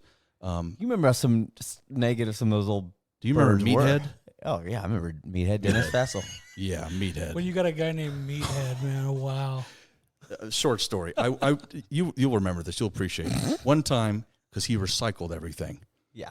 I didn't know that. I didn't know he was trying to make some bucks for beer money. We drank 15 Diet Cokes a day so you could drink 15 Busch Lights a night or whatever it was, yeah. Well, one day, I was still pretty fresh there. You remember everybody would hang out in the garage in the back? Yeah, at the end of the day. And I saw a bunch of bags of aluminum cans and stuff. I'm like, well, part of my job is to clean the community, so I threw them in the recycling bin. I did not hear the end of it from Meathead. No. Anyway, You owed him beers. I owed him a lot of beers after that. He's fine. He passed away, unfortunately. Yeah. Now I I feel sort of bad. No, don't worry about it. He won't know. Do not worry about Meathead. Well, anyway, the point he's in a better place. The point of the story is, I got to. That was my second introduction to Dustin in a very different context. He had been the guest speaker in 8th grade, and that had a huge impact on me. And now I'm having my first kind of summer college job. Anyway, he was just as positive and as impactful as he had been when I was in 8th grade. Those guys man. could be real assholes to the high school kid or the Yes, help. can. And oh my gosh. like I would just always remember thinking, it's like, what? Why? Yeah. And you know what? that I worked there for 13 years, and literally everything I do now in live event production and big event production, I learned there. I'm very grateful for that job. I learned everything, how to drive everything. So now at event sites, I can hop in a 12K lull. I can back up tractor trailer. I learned everything in that job that requires doing all kinds of things. And credit to your dad, man. And then obviously my dad was a carpenter. I helped him when he was young. I know enough to get around fixing problems and all those things, right? It's great. What I also learned there, and at the time I couldn't stand it and I couldn't understand, it took so much energy to stay positive sometimes around negativity. Yeah. But I learned what not to do as a leader. And I'm not trashing anybody. I'm just saying I learned how not to be as a boss now that I find myself in a role that is the leader of things, of events and my crew. And I learned how not to be a boss. Does that make sense? It's as important as learning how to be a boss. Yes. Yeah. Knowing what not to do and how to treat people. I didn't know it at the time. I hated it, but I was learning huge lessons in my 13 years there. It was, I had young kids. It was a great job. It's what I needed at the time. But the best lessons are from experience, man. Very much so. But these kids, man, and I was a kid. Shit, I was only 4 years older than you probably, 5, whatever. But on the experience scale, it's a lifetime. Yeah. Yeah. And that was a hard job, too. Right. We'd be out there in the sun. Mowing, we'd be it was painting hot, the curbs and all that kind of stuff. Weeding I don't the know how park you to guys did it. 115 degrees. Whew. It was, they were good workers, man. And you know what's funny about that? This just dawned upon me, Dustin. Honestly, I think that job helped me do as well as I did at basic training in the Army. Yeah. Because there's so much negativity. I don't know about it now, but at that time, and it's whatever, Yeah. But there was so much negativity. There were so many no people, not a lot of yes people. Yeah. But if you wanted to get through your day, you had to just find a way to deal with it. Mm-hmm. And that's what I saw you doing, and I was able to emulate that somewhat successfully anyway. The reason I bring that up, there is a point to me bringing it up. The fact I like that story. That was a good story. Yeah. The reason I bring it up is I love the fact that you were on the job on your lawnmower when you all of a sudden had this epiphany. Yeah. Tell us about that. Well, while I was working for the city, I was also fortunate enough to be in a lot of cool bands, and I had no kids at the time. I would take my comp time from working overtime in the winter and plowing streets and stuff, and you could turn it into time and a half off. It was a cool thing that the city offered. And so, man, I would go on 2 or 3 tours a year with the band I was with out of Chicago. I was one of the only touring musicians with health insurance ever. And so they were jealous. Yeah, I got to live best of both worlds. I was getting paid to be on tour by the city and getting paid to play music. And, go backwards from 2013, I think there was 3 or 4 years where my local band would do a thing at the local pub here, Tiny's, called Tiny's Fest, and we would have other local bands. And the very first year, we built this stage on a flatbed trailer and gave them money to Coach Warenberg was big into Autism Speaks at the time. So we helped him with that. And then the Joplin tornado, we took money down to the firefighters that lost their houses as well. And at the time, you're talking $5,000, sure, $6,000 cash, and just help. It's a small town doing something. Yeah. And then that's awesome. What led to S for S was the last year a local kid, Derek Dillon. Yep. Ty Dillon had testicular cancer. Yeah. And so has recovered since then. Has children. Doing great. Yeah. But at the time, it was pretty aggressive. And, so we just raised money, and then his mom and her friends, jumped on to, other than it just be a $10 cover charge, what if we make food and make shirts? Yeah. Well, most of those people are my S4S volunteer committee today. Nice. And that's how we all met. And so in 2013, early in the year, I remember thinking, man, it'd be cool to somehow do this and help combat veterans. And then I just, that spring, I was just mowing the park where the show is now. Yeah. And it was I don't know. It's just Songs for Soldiers. Yeah. It popped in my head. And so I went to Donnie, the owner of Tiny's, because he, even though we raised a lot of money with cover charge, Donnie also made a lot of money on beer sales. Yeah. I was like, hey man, I hate to pull the rug out on you one of your biggest nights of the year, but I think I'm gonna do this and move it down to the Schnucks Shopping Center, Marketplace Shopping Center. He's like, you should do it, because Donnie's a good dude. Donnie's do it. It's awesome. Awesome. So then I had it set in my mind. This is what we're going to do. And then my goal was to honestly just do the concert portion, fundraising portion, and give the money to a combat veteran organization. At that time, though, I was also pretty immersed in combat veteran organizations and read up, and there was some shady shit going on out there, which they've since rectified very well. But so I was like, man, I'm just going to start my own. And so, like, there's a packet on the website for the state of Illinois of how to become a 501c3, and I think I read like 9 words. I'm like, I don't need I'm pouring concrete and mowing the park tomorrow. Like, I don't know how to fill this shit out. So my friend's mom was an attorney, and I told her my idea, and she did it for me. Nice. And you got to have partners. You have to. Yeah, her name's Catherine Evans. And you remember Z.T. Evans? Is his mom. Gotcha. And so, yeah, I had the packet. At this time, I had started kind of planning this thing, and I had a nice little fun crew that was helping me have our meetings, and we were going to do this thing.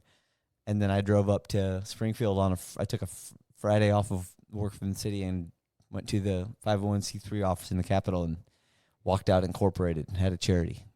And then the original goal was just to have that show that following September. This was in May 13th, 2013. And, the first show was in September of that year. And then we were just going to, hence the name, Songs for Soldiers, help 4 veterans a year. That was the plan. I was good with that. And so, and then, we'll do it again next year, help 4 more. And that's it. We're just going to do this thing.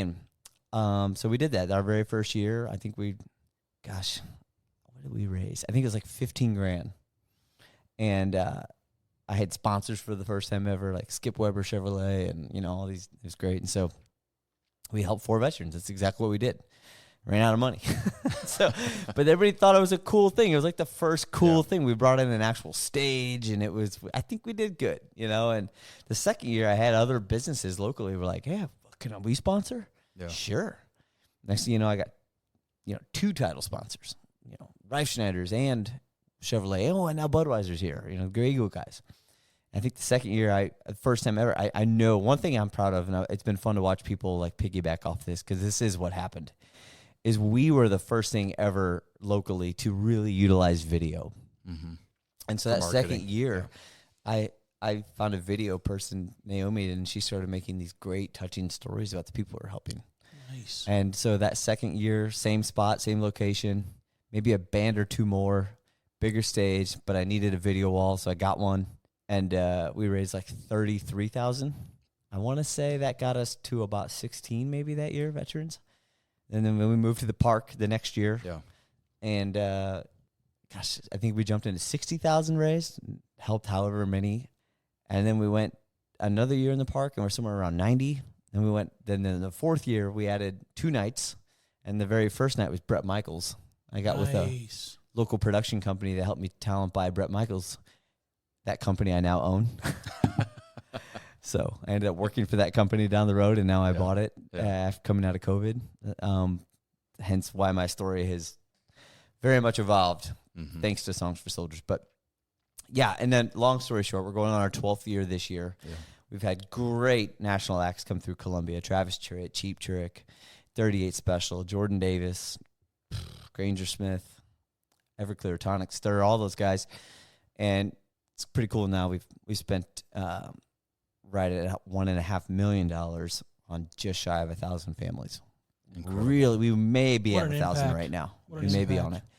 And the other cool thing is, we started as all volunteers, and we're still as all volunteers. So I got this great 10-person team that meets once a month all year, twice a month about now on, to get the show wrangled. Everybody has their own piece of the pie.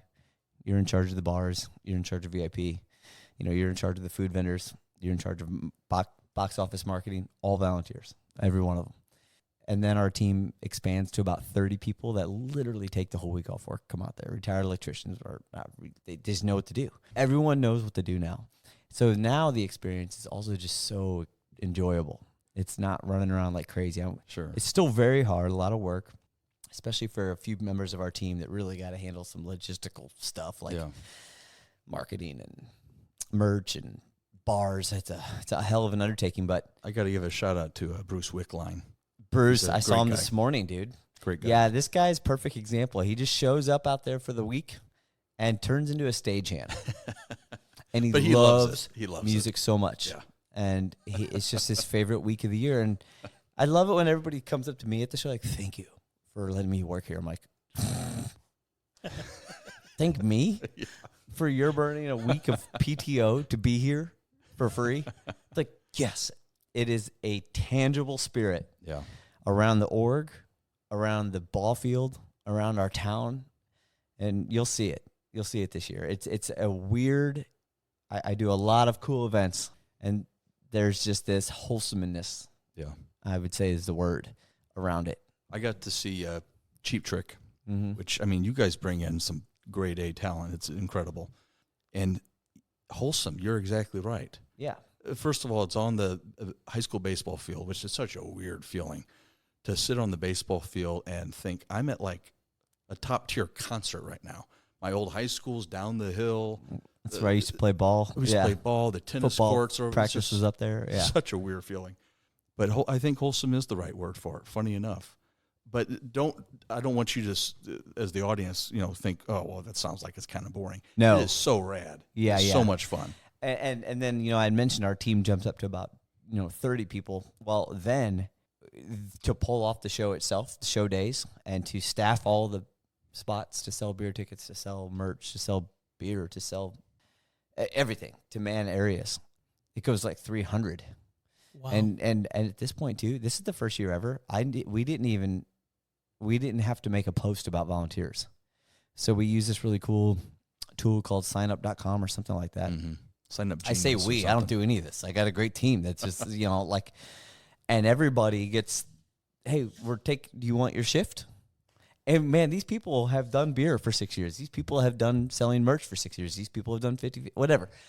And they just take the same rules, which therefore you're no longer explaining how to do things. And it's just, everybody's so freaking happy, man. And then, so we didn't even we had a graphic made and everything. And I was like, hey guys, I just scheduled some posts, for volunteers. Aren't we supposed to be doing that right now? It's like, we're done, dude. Everybody signed up. And I'm like, oh yeah. And then there's really great. And when I say sponsors, man, our sponsors cover this show. And what's really cool too, we have grown tremendously on the sponsorship side. So you have your 5 title sponsors of Veterans United, Chevrolet, Budweiser, Jim Beam, Country Financial. Those are very prominent companies in the country. All the way down to $500 barbershop sponsor, or what, and so it has expanded greatly to a regional thing, but all because of local people. The reason why we get that Budweiser money is because of the local Gray Eagle guys. And the reason why we get that Jim Beam money is because the local Jim Beam guy lives in Columbia, right? Same for Country Financial. Yes, we get corporate Country Financial now, and I deal with an office, I think, somewhere in Effingham or Central Illinois. Sure. But it all is because my work neighbor is a Country Financial agent. Here in Columbia. He introduced me to the right people. Same for Veterans United. Local guy, Mike, got us in touch with the big ones. And they're like, well, we kind of want to be a bigger sponsor. Okay. So it's like such a freaking cool ecosystem, The other fun stat, we're going on our 12th year. So we're doing 11 years. With only one break because of COVID. Yeah, we had a little, obviously in 2020. But there's never been an arrest made at the show. There's no. That's where that wholesome part comes in. People show up and. Yeah, our beers are cheap. They're $5-6, but everybody just keeps it cool. That's good. Yeah. Kids under 12, veterans get in free. And then, I just don't know where else you'll find a $30 concert ticket these days. Yeah. Nowhere. Can't find anything for $30 right now. Right. So it's affordable. Parking's free. And I think if you buy a $30 ticket, your fee's $2. Yeah. We don't use Live Nation. We don't use. That's awesome. We use a smaller company, and that's the way it's going to stay. Everybody always asks me, are you going to move it? You going to expand it? Nope. Sometimes things are just good. It's perfect. It's okay to let it be good. Yeah. And by the way, we're all volunteers. Yeah. It's about as big as we can go with it. And when you get to that well-oiled machine where you don't have to train, teach, and coach anymore, people just take over. Dude, and do it's the best way to describe it, other than that word wholesome, is it's kind of like, how everybody just feels good around Christmas? Yeah. Everybody's just kind of freaking happier. And it's the week of Christmas or whatever. Everything's better for some reason. At least in my world, it seems. Yeah. That's what S4S is here now. That week, 1 September is here, man. Mm-hmm.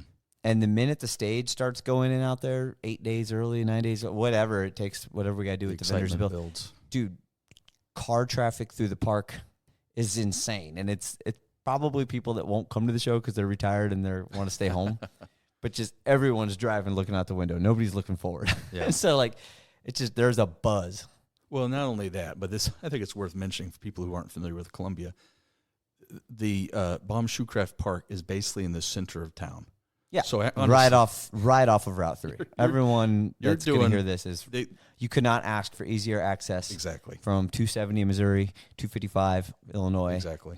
We are right at the crossroads. You've done a great service in terms of accessibility. And then the minute you get off those major highways, we have IDOT signs up saying, like, just up here, hang a left. Mm-hmm. I wanted to give sort of an image of how much the benefit concert and what you do with Songs for Soldiers and the reach. Jason's former co-host, Dominic Masters, has benefited from Songs for Soldiers. Yeah. So it's just an incredible amount of veterans you guys have been able to help. Yeah, and obviously it was very, very local in the beginning, but most of our veterans come through the VA, like 90% of them. And so, a lot of people that maybe worked at the VA in St. Louis move on to Chicago or move on to Truman out in Kansas City. Columbia, Missouri. Then to Kansas City. So, these caseworkers move around like, hey, can we help out here? One of the biggest movers for us was a caseworker moving out to San Diego, which is a massive VA, which is a massive military presence in that area with the bases, right? And I don't even think we've mentioned this, but basically what we do with all the money, this is probably good to say, is we pay everything directly. So a perfect example is, veteran Joe Smith is seeing a doctor for an injury, or he's got PTSD, or whatever reason why he's at the VA. Most of the time, doctors, therapists, nurses, they probably hear more of a full story, right?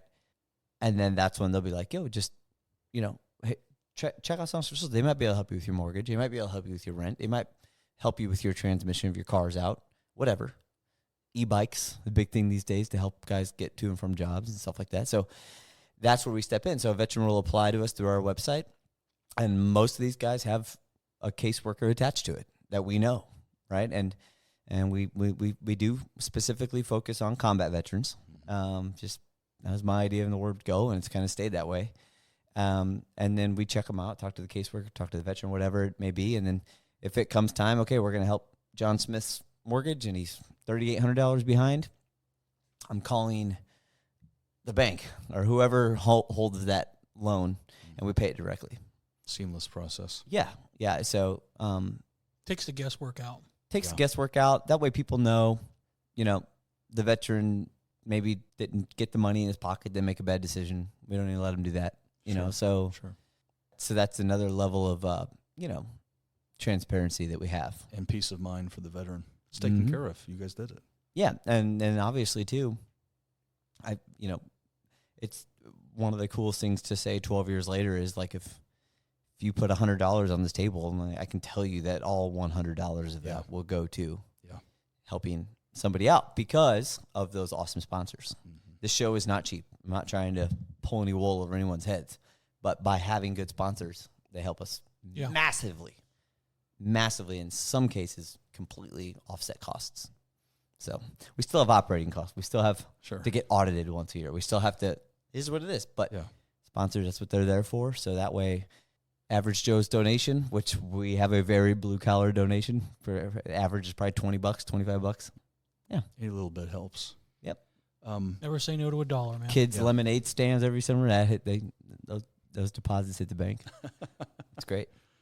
Well, I feel pretty confident in saying that not only did we meet the bar the last time, we've exceeded it. Good. Absolutely. Too bad we can't go back and listen. Compare.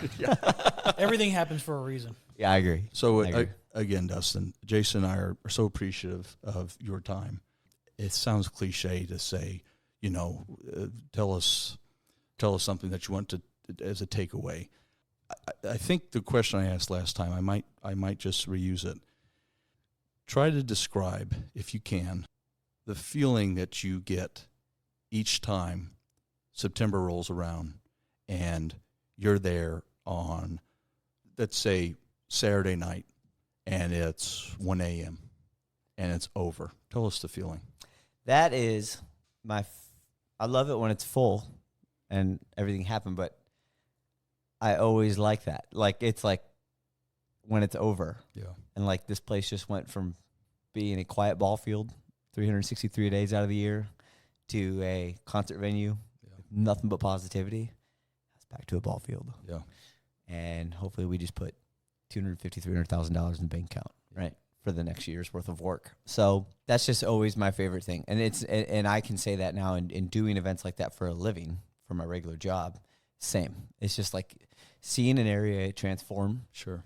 And just go from back to, it's just it's life. Yeah.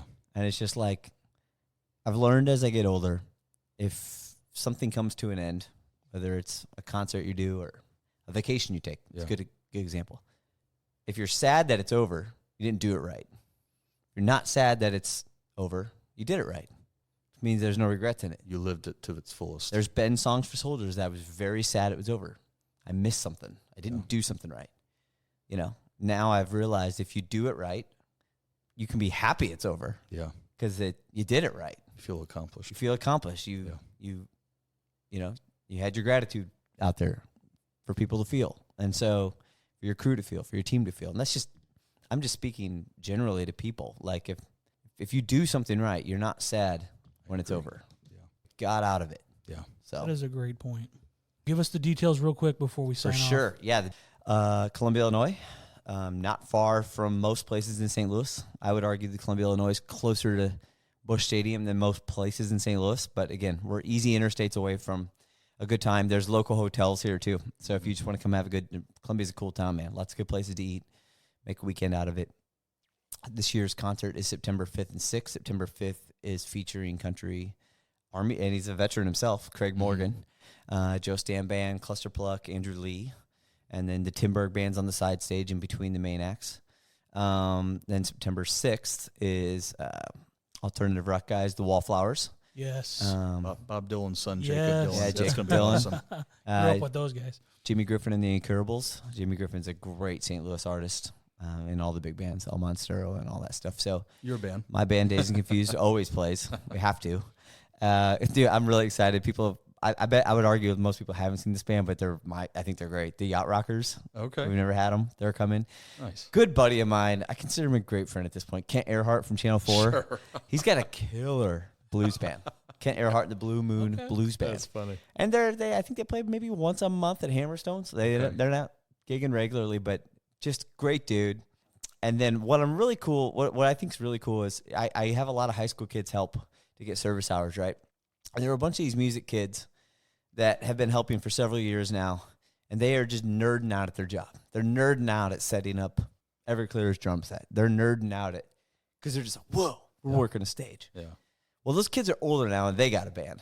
So I gave them the first time slot because they deserve to play it. You know, they've been That's awesome, busting their man. ass here for 3 years. And then, so they get to play the main stage. I can't wait to watch their performance because That's it's cool. a big, when you get to play on a stage like that for your first time, it's profound, man. I can still remember being able to do it. And you'll never forget it. And so, but again, affordable show. If you want to come either one of those nights, it's only $30. If you want to come for the whole weekend, it's $50. So you get a little bit of a discount there. I think we have some VIP left, which is also a pretty good bang for your buck. It's $125. Gets you 5 cocktails, good dinner from Shorty Smokehouse, which is just south here in Waterloo. Nice. Close parking, your own restrooms, private bar, normal VIP stuff. First, get some front row viewing or whatever. And then if you're a veteran, obviously getting free. We still ask that you redeem the ticket online, but it's pretty easy. Another great thing is that a lot of people have brought their kids. It's a lot of people's first show. So kids under 12 get in free. And then you can bring your own lawn chair and just I don't know, dude. If you want to be up front and get that loud, get up there. Have fun. Yeah. Come join us in the pit. It's great. Or you can sit in your lawn chair all night with your neighbor and friends, family, whoever. But everybody always asks us constantly, what can we do to help? And I simply say, bring somebody that's never been to the show before. Mm-hmm. That's the best thing you can Spread do. the word. Yeah. Get their $30 and all local food. And then, we control the bars, so it's a big source of revenue for us too. So I don't know, man. Just tell people about it. Illinois is not that far. We don't bite over here. You know, No, it's not far at all. come on over. You probably are hearing about it on the radio every 7 seconds right now. It's seen the I love billboards hearing going up. You'll see the billboard on the way back 270 today. Well, I mean, it's been our absolute pleasure. Very much so. And for the second time, but man, I'm kind of at a loss for words, but I'm in awe of your story, first of all. One thing I don't think we mentioned Yeah. is your story. Well, I want to make this about you. He does have an incredible But for story. any of the Songs for Soldiers listeners that are tuning in, obviously you had mentioned, you know, your service, but that you lost your dad in the service. Yeah. Right. And I just don't really know. Was it Gulf? It was Gulf War. Yeah, January 31st, 1991 in the Battle of Kafji. I think you're the first, as in our first interview, I've never met There weren't many. somebody from Gulf. No. Yeah. Yeah, I've never. So Well, man, your story is awesome. Like I mentioned earlier, tragedy always gives you opportunity. You have to find the opportunity sometimes. But I've met some great people along the way. I consider you a warrior, but some great, I do as well. great warriors that are just the salt of the earth. I think the reason why I love veterans so much isn't because I'm war crazy or. me too. You I know, know where you're going with this. I love veterans because every veteran signed a blank check, no matter what they did, whether it was combat or not, and Without knowing what it would without entail. knowing Yeah. what it would entail. They were just, whether it was because they wanted a green card or whether it was because they wanted college or whatever it is, they put themselves out there. And we've been an all voluntary force for a while, Mhm. and volunteerism. People say, well, you volunteered for that. You know, I don't care if you volunteered for it. You volunteered for it. You know what I mean? Yeah. And I've been all over the world. This is the greatest country in the world. We have the greatest citizens in the world. And are we flawed? Yes. But every veteran I meet, like we know already, every veteran has a story. Yes. And I am blown away by the stories. They're all different and unique. They all have different flavors. I guess my point is, I love veterans. I love talking to veterans. This has given me an opportunity to do it, and I'm excited about this show. I never even knew the show existed, and I've been back in Missouri since 2014. So this has given me an opportunity and a platform to support you just by word of mouth. I come in contact with lots of veterans in my day job, and lots of people that love veterans, and so on both sides of the river. Yeah, you know what I mean. So I'm gonna really, and I've been talking about this. Yeah.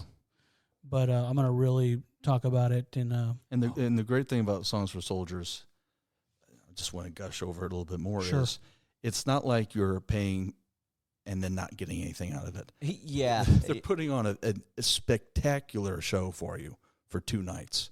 You're getting your money's worth and then some. I always say that. It's the coolest way to raise money. Yeah. It's the coolest donation. It's the coolest way to give a donation. Like, okay, I'm going to spend $30 and then watch a Cheap Trick show and have $5 Budweisers. And I help somebody because I just did that. Yeah. Like, I think it's the coolest way to raise money. Yeah. In a tangible way for these guys. You know what I mean? They're going to get their, whatever it is they need help with. Yeah, whereas a lot of times I think you'll maybe donate to something you see on TV and like, oh, we're sending you your pin. That's fine. You're getting an experience. Yeah, we're giving you like a rock show and a slight hangover. So, but anyway, man, you've kind of blown me away twice, and yeah. I'm going to let you take us out. Dustin's a phenomenal guy. He comes from a phenomenal family. It's always a pleasure whenever I run into you when I'm here visiting my parents. I didn't mention that I got my Thai iced tea here from the Thai house. That's one of our favorite spots. I love Thai food, man. It's fantastic. You should hit it on the way out. You should. It's great here. They do We're a wrapping up fantastic early, job. so you have time. It's that good. But so Specialist Dustin Row, Army from June 2001 to June 2007, was deployed to Iraq 2004, served with valor, served with bravery, and served selflessly our nation and its citizens. Dustin, it's a pleasure to know you. Man, thank you. And it's been our pleasure to be able to share your story with the audience. Songs for Soldiers is a phenomenal benefit concert. The people that are putting it on care about veterans. They care about the cause. I've seen it, and you've heard it here from Dustin himself. So, Dustin, again, thank you so much. Thank you, guys. And we're going to go ahead and sign off of the Operation Insight podcast from the Mid-America Veterans Museum.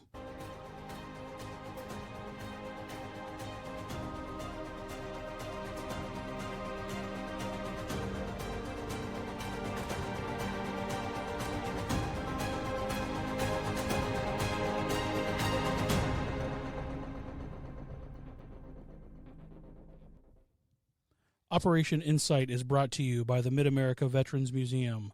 The museum is a 501c3 nonprofit business. Do you like our podcast? With your support, we'll continue to bring you great programming. If you'd like to donate, go to mavm.org and click on Donate.